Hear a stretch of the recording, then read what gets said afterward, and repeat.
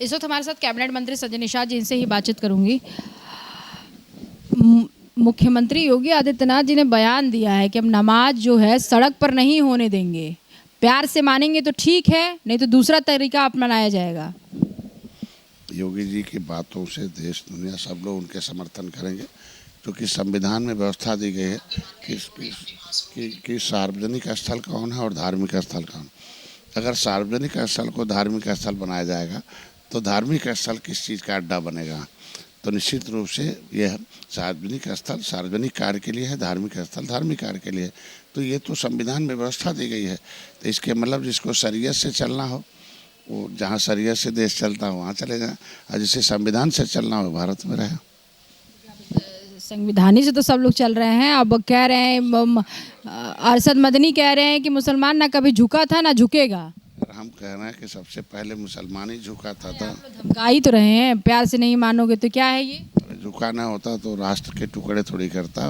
राष्ट्रवादी अगर मुसलमान होता तो बांग्लादेश थोड़ी अलग होता, पाकिस्तान। वो गैर राष्ट्रवादी सोच के व्यक्ति हूँ। तो मैं तो यही कह रहा हूँ कि कुछ बचे लोग गैर राष्ट्रवादी लोग हैं, वो राष्ट्र से बाहर चले जाए तो अच्छी बात है। एक समुदाय को डराया जा रहा है। एक ऐसा भी समय आएगा, इसका भी फल मिलेगा। अबू आजमी कह रहे हैं उसका चरित्र है, कोई डरा नहीं रहा है। वो चरित्र बोल रहा कि सार्वजनिक स्थल को धार्मिक स्थल बनाए, तो चरित्र है ना। तो धार्मिक स्थल को धार्मिक स्थल बनाए, ये तो व्यवस्था दी गई है। तो उस पर जो भी व्यवस्था हमारी सरकार है उनको सुरक्षा देती है, उसे स्वच्छता देती है, उसे सम्मान करती है। तो हम धर्म का सम्मान करते हैं भाई, कि वो धार्मिक स्थल पर आप अपना धार्मिक काम करिए, लेकिन सार्वजनिक स्थल पर काम करोगे तो संविधान अपना काम करेगा। मंत्रिमंडल में मंत्री हैं जयवीर सिंह को कह रहे हैं अजान से नींद खराब हो जाती है।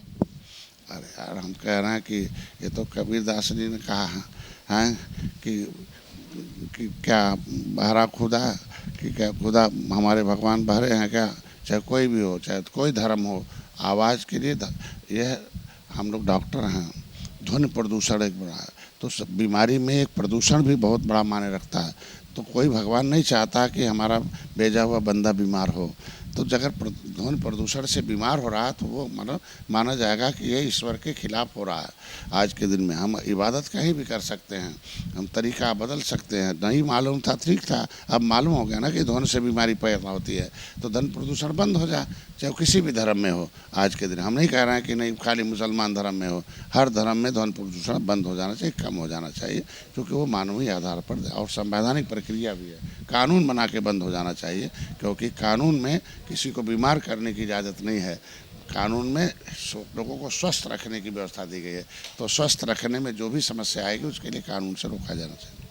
मतलब ये धमका नहीं रहे आप? नहीं, धमकार तो कानून है ना देश की। भाई देश सरकार कुछ है नहीं, जनता के पैसे, जनता के भविष्य, जनता के विकास, जनता की सुरक्षा के लिए एक अभिभावक है। तो डरा ही तो रहे हैं आप लोग, प्यार से नहीं मानोगे तो ये क्या था? अरे यार, प्यार से जब नहीं मानेंगे तो कानून अपना काम करेगा। धमका रहे हैं। धमका कह रहा, हम तो कह रहे प्यार से नहीं मानोगे तो धमका कहाँ रहे। प्यार तो आगे आगे पहले ना, धमके तो है कि कानून अपना काम करेगा। धमका रहे हो तो जयवीर सिंह धमका रहे हैं। अरे हम कह रहे हैं आज के दिन में देश का कानून बना है, अखिलेश यादव जी ने पूरा मुसलमानों को एकजुट कर रखा है। तो इसीलिए तो सत्ता से दूर है ना। गैर संवैधानिक, गैर राष्ट्रवादी लोगों की सोच को अगर आप एक तरफा रखेंगे, भाई आप मुस्लिम मैन हो गए, मुल्क मैन हो गए, लेदर मैन हो गए, अदर मैन कहाँ जाएंगे भाई। तो अदर मैन के लिए भी कुछ जगह चाहिए ना। तो अदर मैन की संख्या बहुत अधिक है। लेदर मैन, मुस्लिम मैन और मिल्क मैन से ज़्यादा संख्या अदर मैन की है। अदर मैन कौन है? वही पीडीए है क्या? अदर मैन की क्या है, जो पीड़ित दुखी अपमानित है 70 साल से कांग्रेस से अपने दे रहे अखिलेश यादव। दुख देने वाली कांग्रेस है, सपा और बसपा है। इनको अवसर दिया गया था, जिसकी जितनी संख्या बारी उसकी उतनी हिस्सेदारी। अब हो गया जिसकी जितनी तैयारी उसकी तैयारी तो पैसे से होती है ना, जिसकी थैली बनी। राजभर जी बहुत बड़े समाज को अपने पार्टी में शामिल करें, 1030 मुस्लिम समाज को अपने पार्टी में शामिल करा। आप भैया जी से सीख उख ले रहे हैं कुछ, मतलब आप तो सब खाली मामला जा रहा है क्या? नहीं, हम हमारा काम, हमारी पार्टी का नाम है निर्बल इंडियन शोषित हमाराम दल। जो राजनीति के शिकार हों, सत्ता के शिकार हों, व्यवस्था के शिकार हों, धर्म के शिकार हों, निर्बल हैं। जो गजट और बजट के शिकार हैं, निर्बल हैं। तो गजट और बजट के हिस्सेदार होंगे, सबल होंगे। तो मैंने प्रोग्राम बनाए, एजुकेट द एजुकेटेड पर्सन। हम लोग टेक्निक है, हम लोग टीचिंग है कि ये जो हमारी व्यवस्था है, जो राजनीति के शिकार लोग हैं, तो एक तो पहले व्यवस्था समाज में कि झोपड़ी वाले कमाएं, खोपड़ी वाले खाएं, गरीब कमाएंगे, अमीर खाएंगे। लेकिन संविधान आ गया, नहीं नहीं, सब लोग कमाएंगे, देश को, सरकार को पैसा चुकाएंगे और खोपड़ी वाले के बेटे को पढ़ा लिखा के खोपड़ी वाला बनाएंगे झोपड़ी से।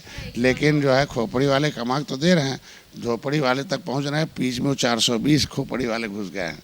तो हमारा काम है कि खोपड़ी वाले को जगाना और झोपड़ी वाले को जगाना, और बीच में 420 खोपड़ी वालों को हटाना है कि जिसको विकास की मुख्यधारा उनसे ला। रेवड़ी वाले भी वो तो है ना, इसीलिए तो कह रहे हैं कि जनता जागेगी तो अपने आप जान जाए कि रेवड़ी वाले कौन है और खोपड़ी वाले कौन है।